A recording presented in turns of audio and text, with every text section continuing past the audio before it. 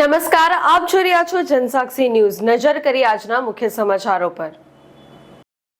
Ankleshwar જેઆઈડીસીની Asian paints company દ્વારા મુંબઈમાં આવેલી બીપીસીએલ કંપનીમાંથી 2 ટેન્કરમાં ટર્પેન્ટાઇન ઓઇલનો જથ્થો મંગાવ્યો હતો। બંને ટેન્કરના ચાલક સુનિલ યાદવ અને ચંદન યાદવ રો મટીરિયલ ટર્પેન્ટાઇન ઓઇલનો જથ્થો ભરીને અંકલેશ્વર એશિયન પેઇન્ટ્સ કંપનીમાં આવ્યા હતા।